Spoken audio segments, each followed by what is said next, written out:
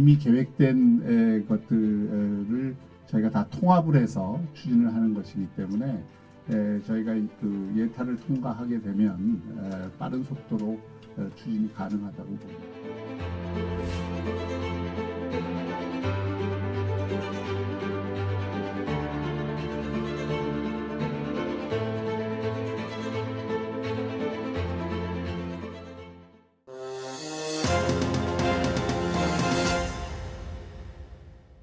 여러분 안녕하십니까. 시사포커스 인플러스 김동현입니다. 부산의 도시구조는 오랜 시간 동안 항만과 산지 그리고 해안선을 중심으로 형성되어 왔죠. 그 사이를 가로지르는 도시철도는 늘 언제나 도전이었습니다.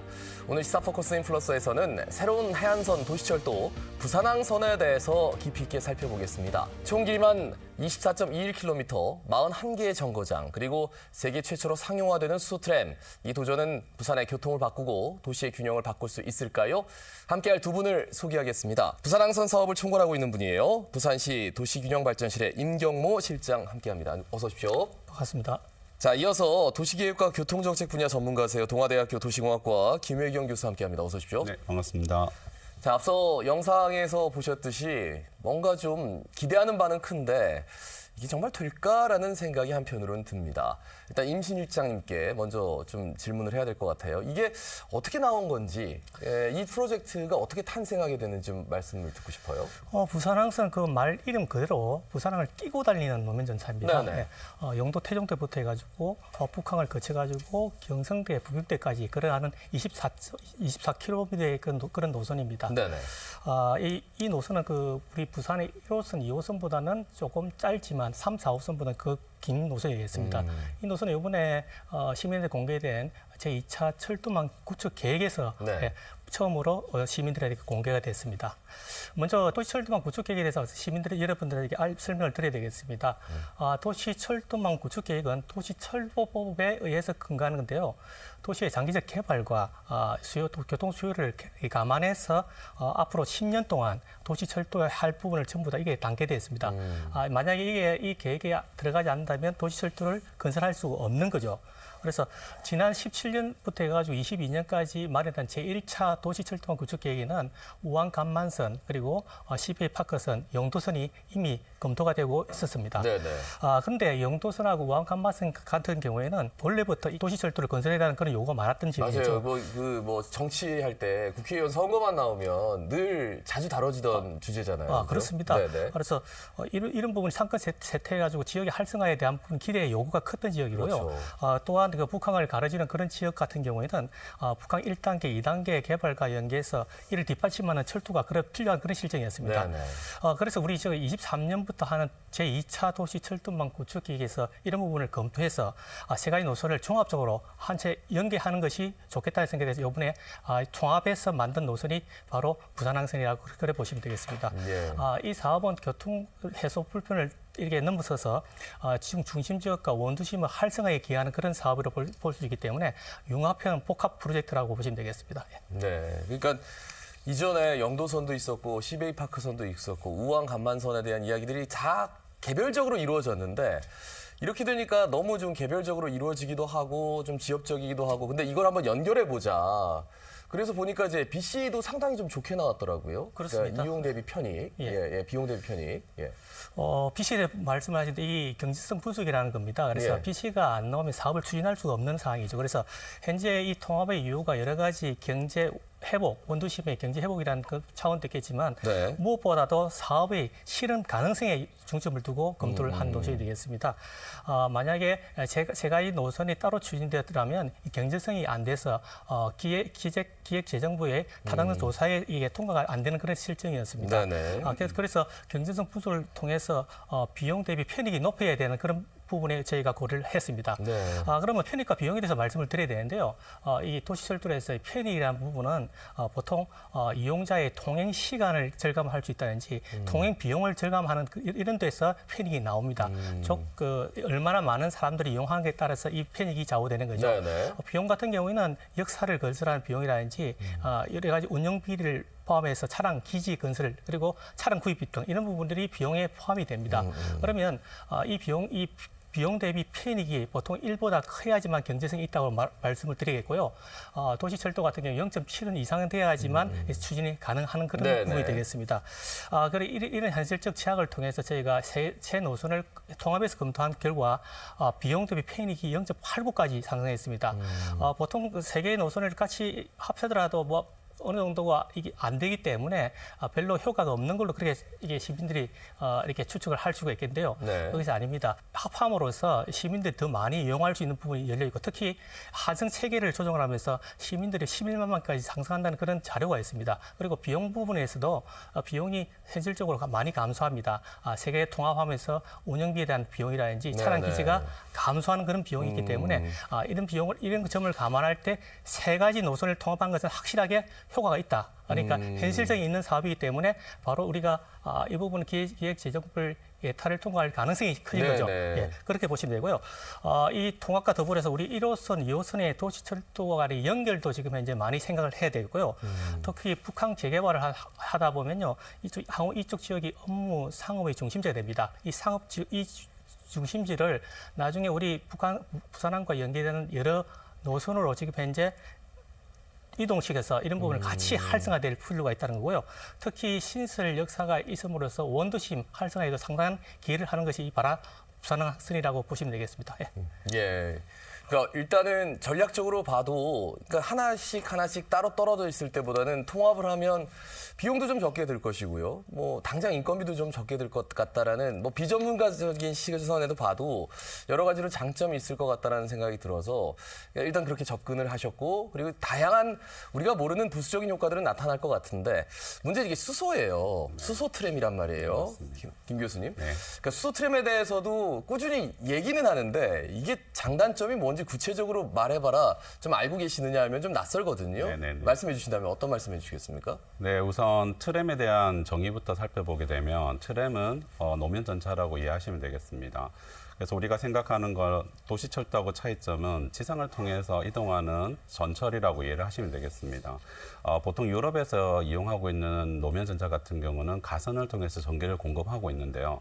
우리가 지금 논의하고 있는 부산항선은 무가선으로 해서 게다가 연료를 전기가 아닌 수소를 이용하고 있다는 것이 기존의 노면 전차하고 차별화가 있다고 말씀드릴 수 있습니다. 네. 그리고 보편적으로 우리가 그 수소 트램, 수소를 이용하는 것에 대한 긍정적인 효과는 도시 이미지를 개선할 수 있고, 네. 게다가 그 탄소 배출량이 거의 줄어드는 상황에서 공기 정화 효과까지 있거든요. 환경에 긍정적인 효과가 있다고 말씀드릴 수 있습니다. 그리고 그 짧은 시간에 충전, 예를 들어 15게 되면 최대 200km까지 어휴. 운행이 가능한 시스템이고요. 그래서 전기 트램보다는 구조가 단순하고 유지 관리하는 차원에서 좀 더 용이하다 말씀드릴 수 있는데요. 장점이라 말씀 주시는데 단점도 없지 않아 있겠죠. 예. 사실 수소 트램이 전기 트램보다 한 1.5배 정도는 무겁다고 이해가 되고 있고요. 그래서 노반 공사나 교량 보강 비용에 좀 더 많은 비용이 추가될 수 있고요. 연료가 전기보다는 상대적으로 좀 더 고가에 있고요. 그래서 안전성에 대한 이슈도 계속 지적되고 있는 단점이라고 말씀드릴 수 있습니다. 현재 국내에서는 그 현대 로템에서 수소 트램 관련한 거 독점을 하고 있거든요. 근데 다시 살펴보게 되면 9개의 이제 수소 트램에 대한 기술이 국내 수소 트램의 기술보다는 가격 면에서 한 서너 배 정도 비싸거든요. 그래서 오히려 현재 로템이 가격 경쟁력은 오히려 더 있는 편이고요. 게다가 수소 트램 같은 경우는 그 경사를 극복해낼 수가 있거든요. 그래서 6% 경사까지도 그 운행이 가능한 체계가 수소 트램이라고 말씀드릴 수 있습니다. 예. 근데 한국에서는 부산의 부산항선이나 그 울산의 그 수소 트램 그리고 예, 새로운 도시철도가 지금 네, 만들어지고 맞습니다. 있죠. 대전에서도 도시철도 2호선을 그 수소 트램으로 네. 그 설계를 하고 있고 2024년 12월에 이미 착공식을 시작한 상태에 있습니다. 예, 그러니까 우리가 이제 착공해가지고 시작하다 보면 다른 지역에서 뭔가 롤모델 같은 것들이 나와서 맞습니다. 훨씬 더 시너지 효과도 나올 수 있다는 생각이 들어요. 수소 트램 자체는 지금 맞습니다. 뭐 다른 지역에서도 계속 지금 네네네. 도시철도며 새로운 노선들을 이렇게 수소 트램으로 만들겠다라고 이게 선언을 하고 나섰고 맞습니다. 구체화시키고 있단 네. 말이죠. 그렇다면 앞서 뭐 약간의 언급이 있었습니다. 그러니까 도시철도를 이렇게 만들면 어떤 긍정적인 효과들이 나타날 수 있는지에 대해서 살짝 언급을 해주셨는데 좀 더 구체적으로 말씀해 주신다면 어떤 말씀해 주시겠습니까? 앞서도 말씀드린 바와 같이 일단 교통 편의가 좀 시민 입장에서는 굉장히 개선된다고 보시면 되겠습니다. 네네. 보통 한쪽으로 계속 이어진 노선보다는 연결을 서야 되면 그만큼 교통이 더 편리하다고 그렇게 보시면 되겠고요. 네. 보통 그 역사를 중심으로서 다른 많은 이 상업적 기능이 포함돼서 개발되게 됩니다. 그러면 네. 현지에 있는 상권이 지금 현재 쇠퇴해지는 지역에 대해서는 상당히 호재로서 인정이 되는 거죠. 네. 그렇죠. 부동산 개발 효과도 있는 부분도 있습니다. 그래서 이걸 감안해야 한다라고 하면 여러 가지 효과가 있지만 특히 부산항선 같은 경우는 부산 바다를 배경으로 돌아가는 트램입니다. 네, 네. 그렇기 때문에 관광 효과가 상당히 있을 걸로 그래 봐집니다. 보통 트램을 타고 다니면 해변을 볼 수 있는 그런 효과가 있는데요.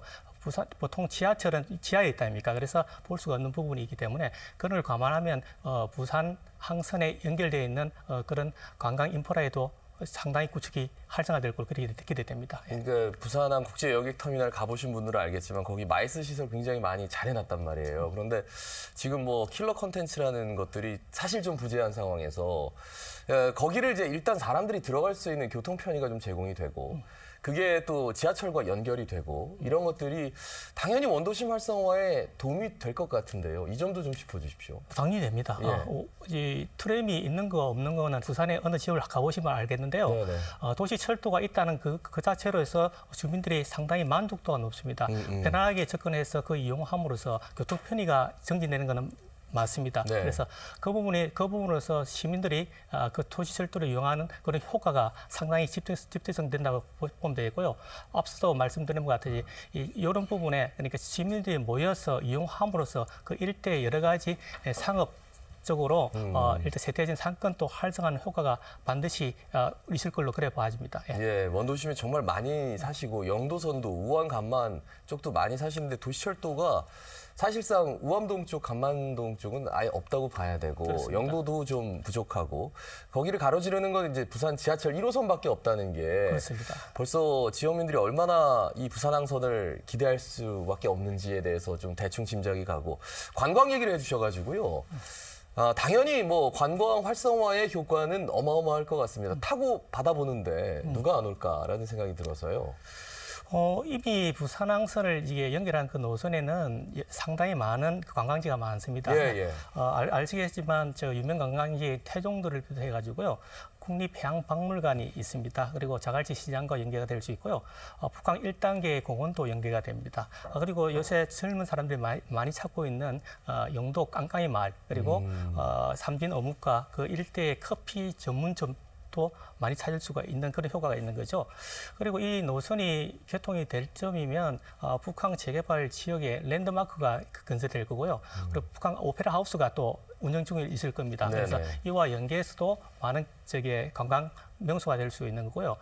특히 북한 2단계 개발을 하면 워터프론트와 함께 그럴 때 해양 레저의 전문가의 마리나 시설들이 들어서게 됩니다. 그래서 이런 부분을 종합할 때 이 부산항선을 통해서 가면 많은 관광지를 볼 수 있겠다라는 생각이 들고요.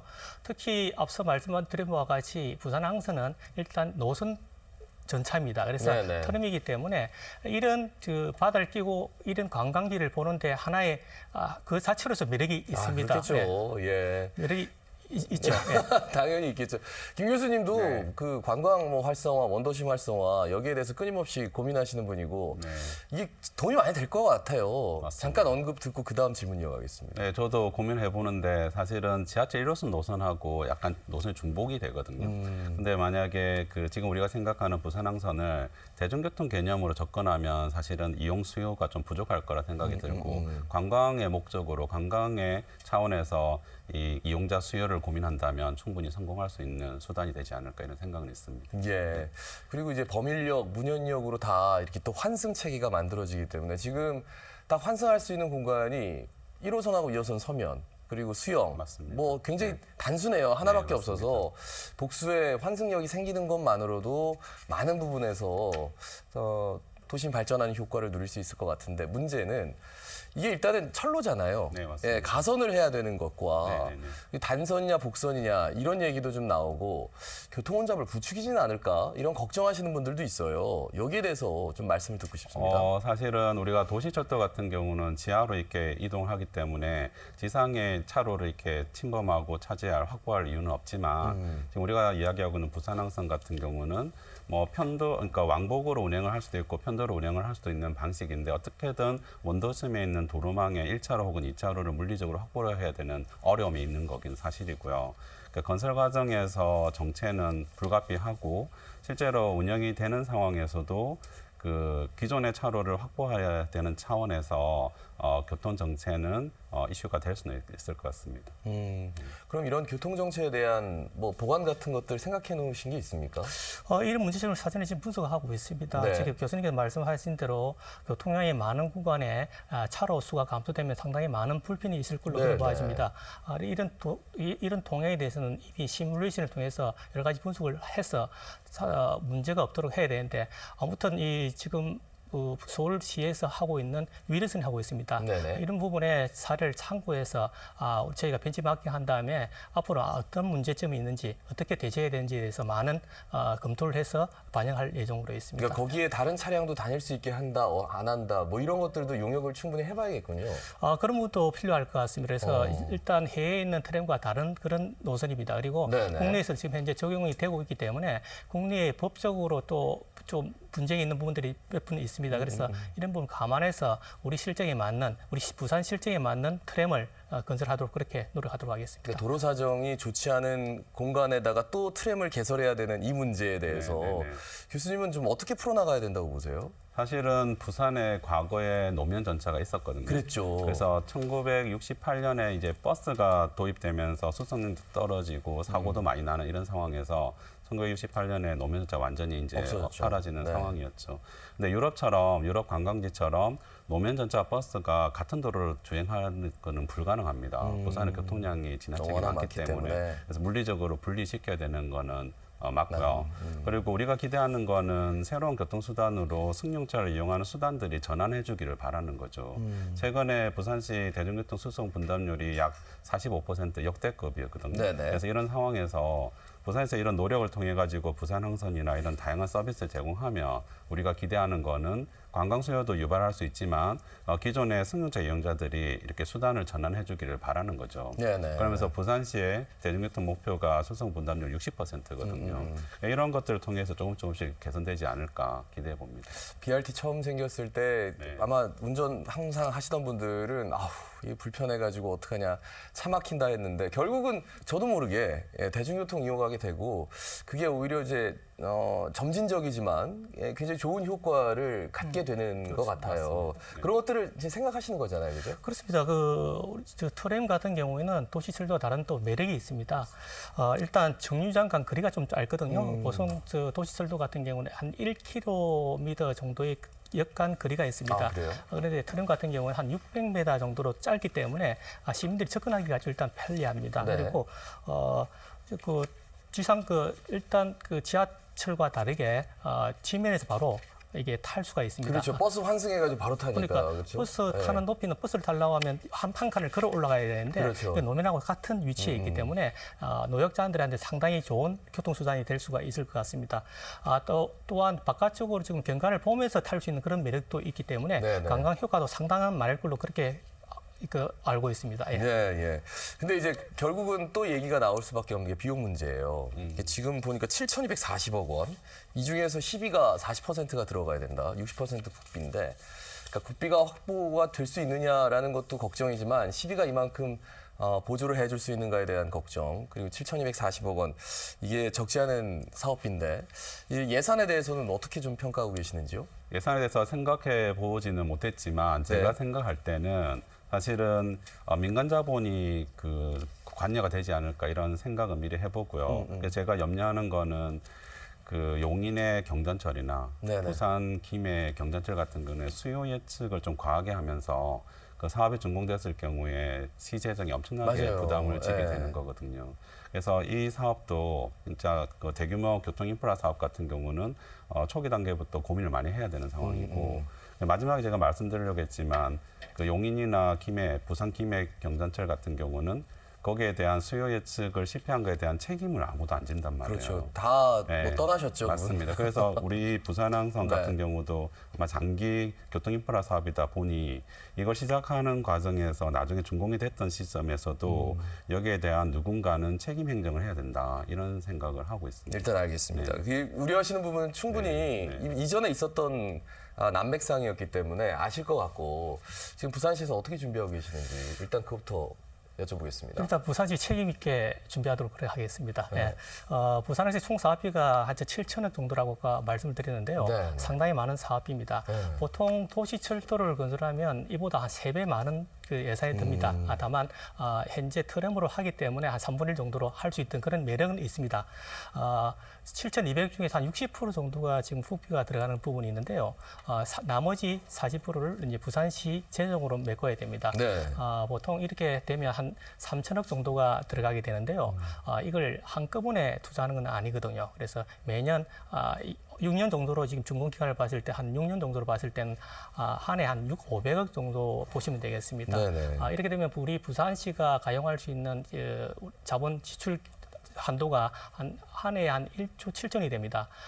이 정도면 한 3% 정도 수준이기 때문에 충분하게 감내되고 네네. 진행하는 데 무리가 없는데 앞서 그 교수님과 말씀하신 이런 부분 앞으로 더 재정이 들어가야 되는 부분 혹시 수요가 많지 않은 부분에 확실하게 검토를 해서 이 사업이 제대로 진행되도록 저희가 노력하도록 하겠습니다. 그러니까 이게 지금 당장 보니까 부산 도시철도 구축 계획, 그러니까 부산시 자체적으로 지금 내놓은 계획에 포함이 된 거예요. 그렇습니다. 그죠? BUTX 다음으로. 그렇습니다. 그런데 이게 정말 국가 철도 계획에 포함이 되느냐? 네. 이거는 또 별개의 문제이기 때문에 그죠? 그렇습니다. 예. 이게 부산시가 만든 계획은 맞습니다. 그러니까 예. 부산시 도시철도망 구축 계획이라고 하는데요. 이 부분은 국토교통부의 승인을 받아서 저희가 추진하는 그런 부분이 되겠습니다. 그러니까 국토부의 승인만 있으면 저희가 추진하는 데 거의 문제가 없다고 보시는데 아하. 다만 승인 과정 여러 가지 전문가와 조율이 좀 필요한 부분이 있습니다. 이걸 거치게 된다면 저희가 예비 타당성 조사를 거치가지고 이 통과되면 우리가 기본 계획을 수립하는 그런 수준으로 저희 행정 절차가 이행되게 되어 있습니다. 그래서 여쭤보고 싶었던 게 이제 BUTX가 첫 번째고 두 번째가 이제 부산항선인데 그렇습니다. BUTX는 부산시 차원에서 할 수 있는 여지가 좀 적은데 이것은 국토부에서 오케이만 하면 할 수 있다 이렇게 좀 이해하면 될까요? 아닌 것 좀 차이가 있습니다. 예. 그러니까 한쪽은 민간 사업입니다. 민투 사업으로서 민간이 어느 정도 재정을 부담하는 그런 부분이 되고요.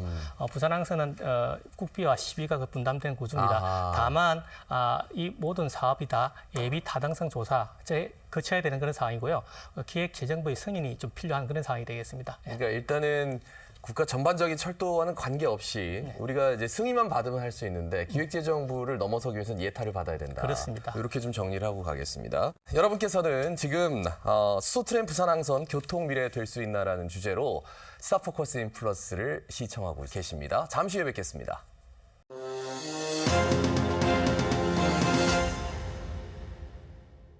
계속해서 토론을 좀 이어가 보도록 하겠습니다. 부산항선에 대한 이야기를 하고 있는데 전체적인 개괄적인 건 알겠어요. 그런데 이게 얼마만큼 도시 전체와 그리고 도시 발전에 큰 그림이 될 수 있는가에 대한 그림부터 한번 그려보고 좀 더 디테일하게 들어가 보도록 하겠습니다. 어떻게 보시는지요? 예, 부산항선은 앞으로의 도시 철도에서 중심축이 될 수가 있다고 보면 되겠습니다. 중심축이라는 말을 보면 보통 도시 내 주요 생활거리라든지 상업구역 그리고 교통 요지를 이렇게 연결하는 그런 노선이 되겠습니다. 네, 핵심 노선이죠. 이 노선을 통해서 도시의 뼈대 역할을 하고 대중교통망이 중심이 되는 그런 노선이 되겠습니다.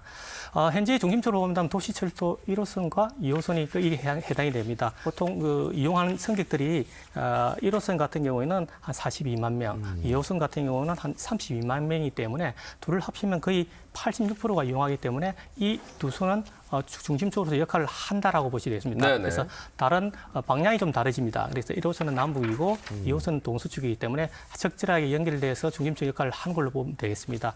다만 그 부산항선은 좀 이와 좀 다릅니다. 부산의 해안을 가지고 연결하면서 기존 노선과 새롭게 환승 체계를 바꾸는 그런 노선이 되겠습니다. 네네. 중앙역과 범일역을 연결하고 문역과 경성대, 부경대역을 연결합니다. 그래서 기존의 지하철 노선과 입체적인 순환 구조를 갖게 되고요. 특히 현재 건설적인 BUTX하고 이게 결합한다라고 하면 부산 전역을 손쉽게 빠르게 접근할 수가 있는 것이 되겠습니다. 그러면 부산항선 이 말고도 어떤 역할을 하는가에 대한 부분이 중요하겠습니다. 부산항선이 움직이는 이 근처의 지역은 전부 다 재개발이 이루어진 지역입니다. 그 예전에는 업무, 우리 산업, 항만 중심이었죠. 그래서 지금 현재는 세태지역 가고 있는 그런 지역이기 때문에 이번 부산항선과 함께 이 지역이 업무 상업 중심적으로 지금 재개발이 가능한 그런 지역이 되겠습니다. 보통 보면 북한 1단계, 2단계가 이 지역에 해당이 될 수 있고요. 영도 같은 경우에는 LHC 하고 있는 도시 혁신 구역을 포함한 영블루벨트가 그에 해당됩니다. 네네. 그리고 간만당에 보면 우암 산업 클러스터가 있습니다. 그래서 이런 지역이 현재는 상당히 낙후화되어 있고 그렇죠. 접근하기가 쉽지 않은 그런 지역이죠. 접근이 불가능한 곳이 많죠. 그렇죠. 네, 이런 지역이 네. 이제 부산항선과 연결하면서 이 지역이 앞으로의 상업 문화 중심지로 이제 바뀔 수 있다고 그렇게 보는 거죠. 이런 효과와 더불어 가지고 부산항선의 또 큰 매력은 문현역과 북한을 연계할 수가 있단 말입니다. 이렇게 된다라고 하면 현재 그 금융기회발전특구라고 이 지역이 지금 두 군데가 선정이 되어 있는데요. 네네. 핀테크 허브 중심주까지 하는데 크게 문제가 없는, 그러니까 이 도시 철도망을 통해서 많은 사람들이 접근할 수 있도록 그렇게 도와주는 그런 혜택이 있습니다. 그래서 이런 걸 전반적으로 봤을 때는 앞으로 중심층은 앞으로 부산항선을 통해서 움직일 것이다. 그래서 물론 1호선, 2호선이 있겠지만 부산의 미래 그리고 부산이 앞으로 나아갈 방향을 본다면 이 노선을 중심으로서 새로운 북한 재개발을 통해서 그 지역이 중심지가 되고 이거와 연계해서 해안에 있는 모든 산업에 낙후된 산업 단지들이 다 중심지에 대해서 연계된다고 하면 앞으로 미래에 바꾸는 중심축이라고 감히 말씀드릴 수가 있겠습니다. 그러니까 이 지역의 업무 지역이 뭐가 되고 뭐가 들어오고 막 이렇게 뭐 정말 아름다운 청사진들을 막 내지만 실제로 접근 자체가 어려운데 사람들이 꿈꾸기가 쉽지 않거든요. 사람들이 모이면 그렇습니다. 분명히 새로운 산업들이 태동이 될 수 있고 그것들이 발전할 수 있는 여지를 남게 되고 당장 그게 중요하다. 그런데 굉장히 좋은 청사진만 얘기해줘서 당장 봤을 때 뭐 구조적인 측면에서 문제점이라든가 아니면은 시급하게 좀 보완해야 될 사항 이런 것들 김 교수님 좀 지적해 주신다면요. 네, 구조적인 문제를 말씀드리면 사실 그 북한 구간이나 혹은 그 우암선 구간은 새롭게 노선을 설치하는 네네. 곳이고 기존에 있는 노선을 활용하는 차원에서 구조적으로 큰 어려움이 없을 것 같고요. 문제는 범일역이나 그 문현역 일대라든지 혹은 그 부경대나 그 경성대에서 그 우암선을 연결시키는 그 구간에 대한 경사라든지 차로를 확보하는 차원에서 이슈는 있을 것 같고요. 그리고 아까 말씀드린 것처럼 그 기존의 교통망에서 새롭게 그 선로를 확보해야 되는 그 구조적인 이슈도 있고요. 네네. 또 한 가지는 이게 그 긍정적으로 볼 수 있는 것 중에 하나는 아까 말씀하신 것처럼 지상으로 운행하기 때문에 버스 서비스하고는 환승이 용이하고 반면에 오히려 지하철하고는 환승이 오히려. 좀 물리적으로 차이가 있다는 이슈가 있습니다. 그리고 또 한 가지 긍정적인 거는 그러니까 BRT 정류장하고 차이가 나는 거는 네. 우리가 버스 같은 경우는 우측으로 승하차하기 때문에 정류장 BRT 정류장 두 개를 분리시켜야 되거든요. 그렇죠. 근데 이 트램 같은 경우는 노면적으로 양쪽으로. 양문으로 할 수 있기 때문에 서명식의 정류장으로 해서 공간 활용도를 높일 수가 있고요. 또 한 가지 아까 말씀하셨던 건데 1호선의 범일역이나 2호선의 문현역이 사실은 구조적으로 상당히 가까운데도 불구하고 노선이 달라가지고 환승이 안 됐던 이슈가 있었거든요. 그래서 이 부산항선으로 연결시키면 기존의 도시철도 수요도 추가적으로 유발될 수 있지 않을까 하는 생각도 있습니다. 예. 근데 이제 거기를 어떻게 잘 연결하느냐도 굉장히 중요하다. 오히려 병목 구간이기도 하고 그 많이들 이용하시는데 네. 그거를 어떻게 좀 예쁘게 스무스하게 연결하느냐. 여기에 대한 말씀을 해주시는군요. 네, 그렇죠. 네. 그래서 일단은 구조적으로 물어보셔가지고 구조적인 거는 사실은 현재 기술로는 사실은 구조적인 문제는 다 극복할 수 있다고 생각은 있고요. 뭐 소음이나 진동 이런 것도 있지만 선로 유형에 따라서 형식에 따라서 사실 그 줄여낼 수 있는 부분이 없지 않아 있는 부분이 있거든요. 그 역시나 그 도시 내에서 차를 확보하는 거 이게 사실은 가장 큰 이슈 중에 하나라고 말씀드릴 수 있습니다. 알겠습니다. 사실 뭐 지상 트램에 대해서 많은 분들, 특히나 수소 트램이기 때문에 지금 긍정적으로 보고 계시긴 한 것 같은데 그 다른 도시의 사례라 할까요? 그러니까 이 도시에서 이런 트램이 도입됐을 때 이런 좋은 효과들이 있었다. 이게 좀 예시가 있다면 말씀해 주셔도 좋을 것 같아요, 임 실장님. 예, 우리 시의 시민들은 처음에 생소한 교통수단이기 때문에 참 상당히 어색할 수가 네, 있습니다. 어색하죠. 그런데 세계적인 도시를 보면 보통 세계에 한 400개 넘는 도시들이 트램을 운행하고 있습니다. 이기 때문에 이게 대한 장점을 알고 있을 거고 시민들도 이게 거의 이용함으로써 그 만족도를 느끼게 될 겁니다. 네네. 프랑스의 스트라스부르라는 트램을 보시면 보통 도시 차량을 동행을 제한을 하고 나서 트램과 보행 공간으로 지금 바꾸었습니다. 네네. 그래서 상권 회복과 더불어 가지고 시민의 만족도가 상당히 많이 올라가는 그런 지역이 되겠습니다. 호주도 멜버른을 가지면 무료 트램을 보통 관광객들이 많이 이용하고 있거든요. 그리고 바르셀로나 트램도 상당히 많은 노선들이 촘촘하게 이어져 있습니다. 있기 때문에 상당히 많이 이용하고 편의가 있기 때문에 이 부분을 이용해서 도시 브랜드화된 그런 지역이 되겠습니다. 네. 그래서 이런 걸 볼 때 우리 부산의 부산항선도 이러한 부분을 고려해서 한다라고 하면 상당히 좋은 효과가 있고 거기에 따라서 우리 부산 나름대로의 브랜드가 될 걸로 그래 보아집니다. 특히 국내로 한번 돌려보면요. 앞서 말씀드린 대로 서울 지금 위례선에서는 현재 착공 중에 있습니다. 네네. 공사를 하고 있기 때문에 내년 되면 준공에 대해서 운행할 예정으로 있고요. 대전 2호선 그리고 울산도 지금 트램을 준비하고 있는 그런 단계입니다. 그렇기 때문에 이런 사례를 유심히 보고 앞으로 이런 사례가 우리 부산에 어떻게 적용될 것인가를 본다고 하면 반드시 우리 부산 항선이 세계적으로 유명한 내야 나와도 손색이 없는 그런 선로가 될 걸로 그래 저희는 확신합니다. 예, 바닷가길을 달리는 아주 깔끔한 무가선 트램 전차를 상상한다면 굉장히 멋있는데 글쎄요. 수소 트램은 조금 이례적이어가지고 네, 그러니까 유럽도 수소 트램은 아닌 거잖아요, 그죠? 네, 기술은 있는데 사실상 그 한국에서 아마 최초로 시도하는 노면 전차라고 생각합니다. 예. 그래요. 그런데 이제 한 가지 이제 공사에 들어가야 되는데 네, 맞습니다. 공사가 뭐 이제 결국은 민원이 많이 들어올 거란 말이에요. 뭐 분진도 생기고 소음도 생기고. 그러니까 왜냐하면 지상에서 하는 거기 네, 때문에 맞습니다. 네. 뭐 지하철 같은 경우에는 아예 모르잖아요. 맞습니다. 위에서 그냥 칸막이만 쳐놓고 밑에서 이제 이루어지는 공사라서 이건 좀 어떻게 좀 해결할 수 있는지 어떻게 좀 잘 슬기롭게 극복할 수 맞습니다. 있을까요? 그래서 그 기술적으로는 그런 이슈를 해결할 수도 있겠지만 말씀드렸던 구조적으로 그 기존의 도로망을 주행해야 된다는 이슈는 있습니다. 그래서 그 뭐 호주나 뭐 뉴질랜드나 뭐 중국이나 말레이시아 같은 경우에는 무가선 무궤도 뭐 차량을 이용하는 새로운 시스템을 도입하고 무가선 무궤도. 네, 그래서 말하자면 세대 버스를 굴절 형식으로 연결시켜 가지고 궤도가 없는 상황에서 주행을 할 수 있게 하는 체계거든요. 물론 전기로 주행을 하고요. 그러니까 그런 경우에는 노선을 확보해야 되는 노면 전차보다는 상당히 짧은 기간에 경제적으로 도입해 볼 수 있는 시스템이거든요. 그래서 대전 같은 경우는 지금 2호선까지는 노면 전차 수소 트램으로 도입을 추진하고 있지만 네네. 3호선 이후부터는 지금 무가선 무궤도 굴절 차량 시스템을 도입을 심도 있게 고민하고 있고요. 대도시권 광역교통위원회라는 곳에서 이걸 예. 계속 논의를 하면서 법적으로 이렇게 처리하려고 통과시키려고 노력 중에 있습니다. 무가선 무궤도면 버스 한 석 대 연결하고 네, 똑같은 맞습니다. 거예요?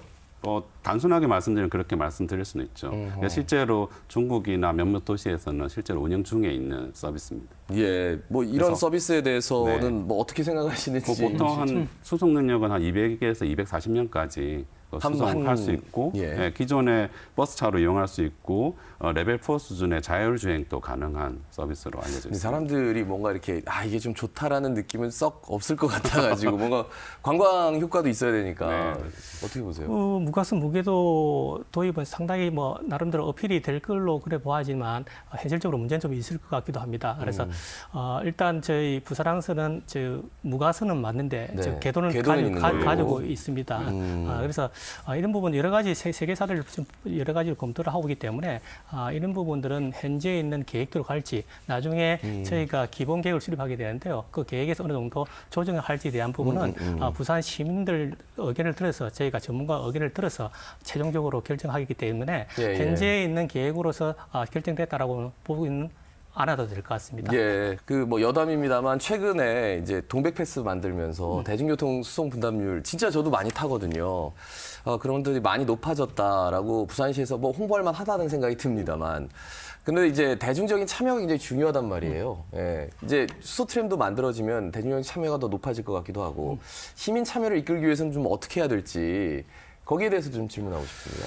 그렇습니다. 그 시민들이 저희가 시가 대중교통을 이용하라라고만 해서는 안 됩니다. 시민들이 직접적으로 타보고 이용하겠다는 생각을 들게 만들어야 되거든요. 네네. 그래서 일단 그 시민들이 이 대중교통에 편리하게 이용을 타는 것이 중요할 것 같습니다. 이 부산항선 같은 경우는 접근성을 아까 말씀드린 대로 개선을 해서 한 600m 역을 함으로써 손쉽게 접근할 수가 있을 것 같습니다. 특히 배차 간격을 좀 단축을 시키고 버스와 지하철과의 한성을 확실하게 한다고 하면 이용 빈도가 많아질 걸로 보이기 때문에 여기서 시민들이 굉장히 많은 긍정적 효과가 있을 것 같습니다. 특히 사회자님께서 말씀하신 저희가 동백 패스에 대한 이야기를 좀 해드릴 텐데요. 동백 패스 이용이 지금 현재 저희가 올해 4월 기준으로 봤더니 67만 명입니다. 1년 6개월 전에 보통 25만 명보다 벌써 2배 이상이 지금 올라가고 있거든요.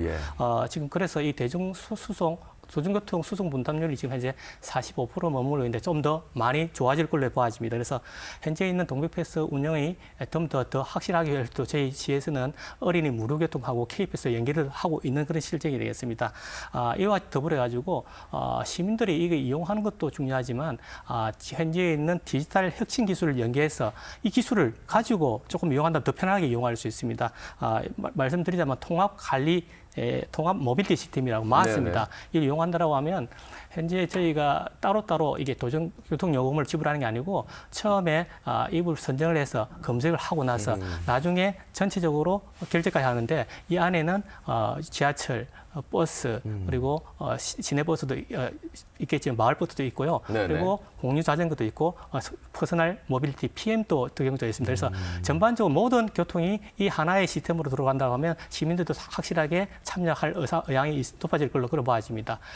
그러나 무엇보다도 시민들의 역량이 좀 이게 시민의식이 바뀌어야 되기 때문에 시민의식 구축에서는 시민들이 이 부분을 이용하겠다는 그런 생각을 가지게 만드는 것도 중요합니다. 그래서 일주일에 한 번은 대중교통을 이용한다든지 교육을 통해서 이 부분을 조금 더 활성화를 유도한다든지 이거 환경 친화적 시스템이기 때문에 캠페인을 통해서 이렇게 유도를 시킨다고 하면 시민들이 조금 더 한 번은 이용해보고 할만하다라는 생각을 가질 수 있을 걸로 그래 기대를 하고 있습니다. 예, 실장님이 교수님 하실 말씀을 다 하신 것 같아요. 네, 그래서 저도 반론 안 들으려고 일부러 이렇게 많이 준비하셨나 싶을 정도로. 드리면 사실은 부산항선 같은 대규모 교통 인프라 사업에는 시민들이 참여할 수 있는 형식이 두 가지가 있다고 생각해요.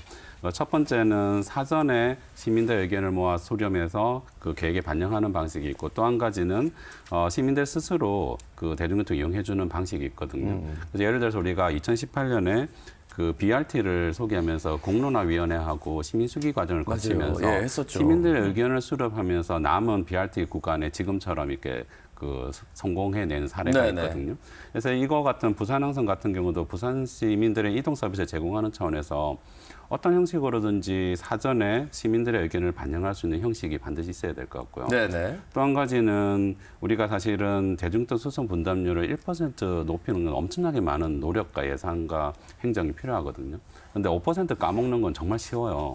그래서 제가 드리고 싶은 말씀은 더 많은 시민들이 스스로 대중교통 이용을 할 수 있게 하자면 부산시에서 지금처럼 더 많은 대중교통 정책, 서비스의 질을 개선하는 노력이 더 필요하고요. 지금 우리가 논의하고 있는 부산항선을 그런 차원에서 이해하고 싶습니다. 알겠습니다. 뭐 부산항선에 대한 이야기를 하고 있는데요. 이제 마지막으로 부산항선이 좀 성공하기 위한 조건이랄까요? 한 가지씩만 말씀을 해주시고 마무리 발언을 좀 청하는 시간을 갖도록 하겠습니다.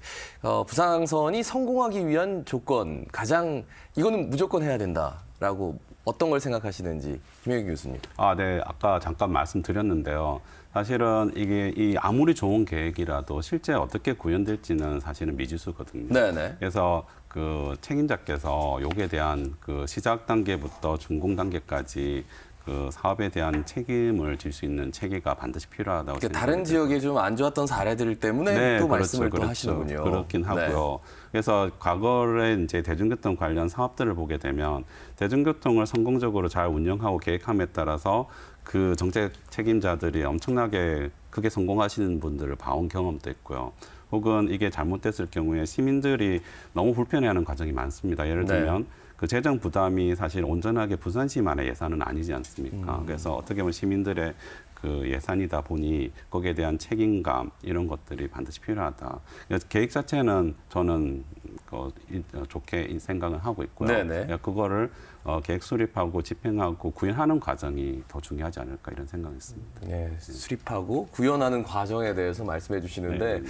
늘 이제 책임 소재를 분명히 해야 된다. 네, 맞습니다. 거기에 대해서 네, 맞습니다. 지금 이 책임 소재 분명히 하는 시간입니다. 그렇죠? 실장님 이렇게 나와서 말씀하시는데요. 어떻게 보십니까? 저도 그런 생각을 하고 있습니다. 책임자로서 무거운 책임감을 느끼고 저희가 검토하도록 하겠습니다. 부산항선이 성공하기 위해서는 무엇보다도 지금 예비 타당성 조사를 넘어야 되고 일들이 산재해 있습니다. 네네. 우선 건설 비용을 낮추고 운영 효율을 높여야 하지만 일단 예탄에 통과할 수 있기 때문에 그 부분을 저희가 집중적으로 검토하고 있을 거고요. 또 관계 부처와의 협업을 통해서 빠른 시간에 부산 시민들이 부산항을 이용할 수 있도록 지금 여건을 만들어야 됩니다. 그리고 이와 더불어 도로 위에 달리는 도면 전차이기 때문에 교통 체증에 대한 부분도 저희가 적극적으로 검토해야 될 부분입니다. 그런데 무엇보다 중요한 것은 부산 시민과 지역사회의 지속적인 관심과 참여라고 보겠습니다.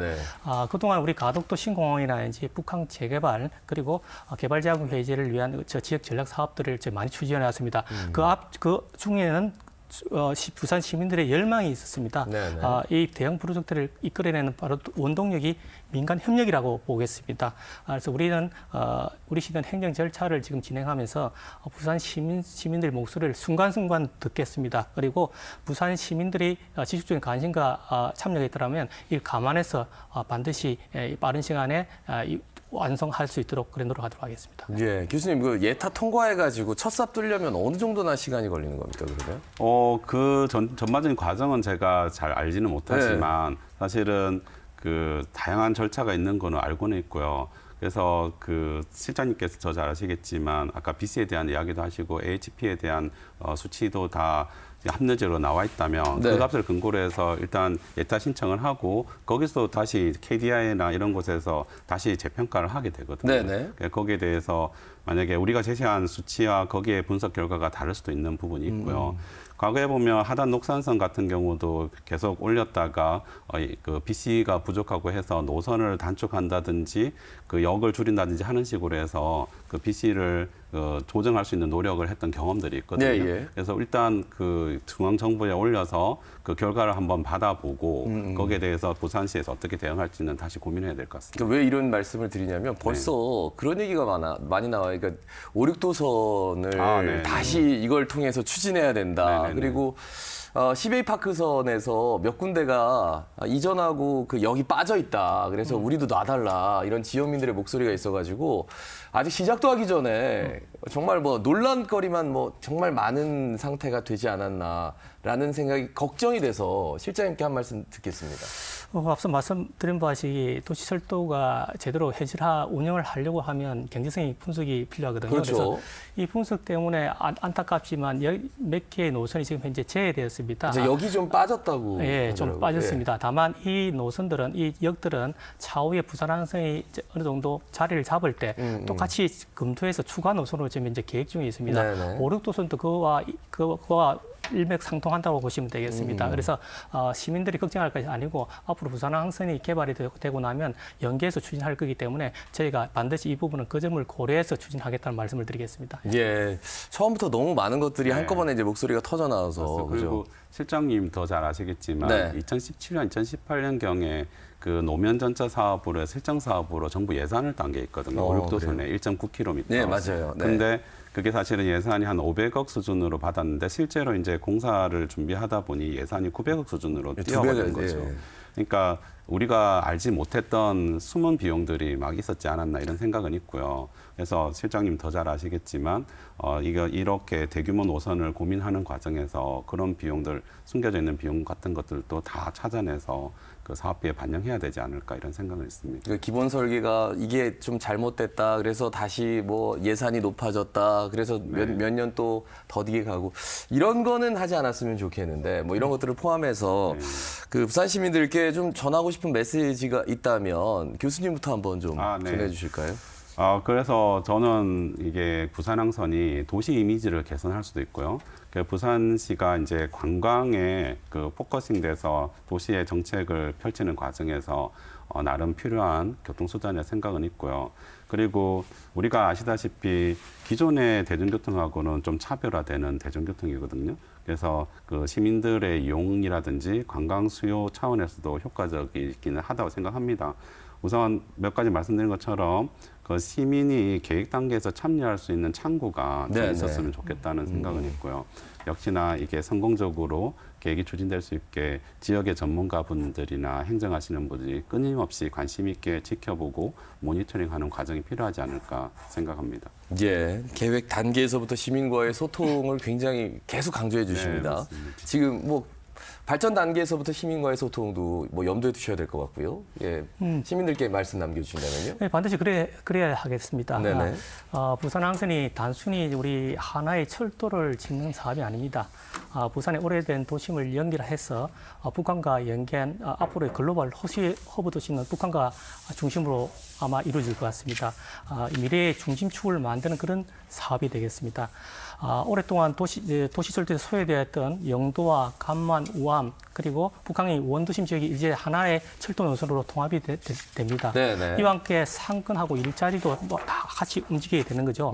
그래서 특히 친환경 수소 트랩은 우리 시민들이 자부심을 느끼게 되는 그런 부분이 될 부분도 있습니다. 그래서 앞으로 우리 시는 향후에 예비 타당성 조사 그리고 앞으로 있을 기본 계획 수립 등에서 시민들의 의견을 반드시 적극 반영해서 추진하도록 하겠습니다.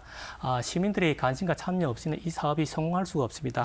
부산항신이 우리 시민들과 함께 키워가는 도시 철도가 될 수 있도록 앞으로 시민 여러분의 아낌없는 성원과 관심을 부탁드리겠습니다. 네, 고맙습니다. 근데 이제 저희가 보니까 이 부산의 그 도시철도 구축 계획에 들어갔단 말이에요. 그래서 BUTX가 1번이고 이게 이제 2번으로 나오는데 BUTX에 좀 더 집중하다 보면 이 저 부산항선에 대해서는 사실 이게 선택과 집중 뭐 이런 문제가 걸리지 않을까 한편으로는 그런 생각도 들어서 거기에 대해서는 어떻게 말씀해 주세요? 그렇습니다. 전체적으로 지금 현재 제2차 도시철도망 구축 계획에 들어간 것이 총 10개의 노선이 되겠습니다. 이 노선을 10년 안에 다 하기가 쉽지는 않은 그런 상황입니다. 다만 이 중요도를 감안해서 BUTX는 이 부산의 근간을 흔드는, 근간을 바꾸는 그런 중심축 개념입니다. 급행철도 개념이기 때문에 이와 연계한 부산항선은 반드시 저희가 첫 번째, 두 번째로 해결해야 할 그런 과제라고 보면 되겠습니다.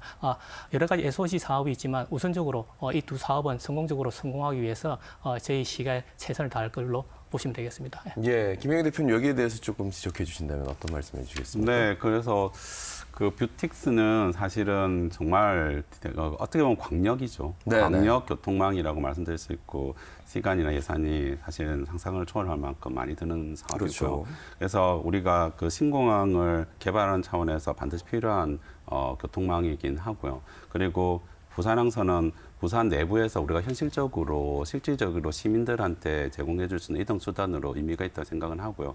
제가 또 고민하는 것 중에 하나는 아까 실장님께서 말씀하신 북한 재개발에서 엄청나게 많은 컨텐츠들이 있는데 그 실질적인 거기에 대한 그 소비자들은 원도심의 원주민이 아니기가 쉽거든요. 그래서 부산항선 같은 경우도 그 관광이 될 수는 있겠지만 현재 그 삼복도에 계신 원주민들에게까지도 이동 서비스를 제공할 수 있는 그 확장된 그 네트워크가 될 수 있기를 희망합니다. 네, 알겠습니다. 자, 오늘 아침 임경모 부산광역시 도시균형발전실장 그리고 김혜경 동아대학교 도시공학과 교수 두 분 함께했습니다. 좀 고맙습니다. 네, 감사합니다.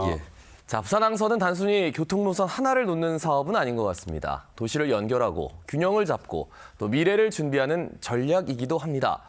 과연 이 도전이 시민들의 삶을 바꾸는 변화로 이어질 수 있을지 예비 타당성 통과 등 앞으로의 진행 과정을 저희도 면밀하게 지켜보겠습니다. 자, 지금까지 시사포커스 인플루언서였습니다. 함께해 주신 여러분 고맙습니다. 안녕히 계십시오.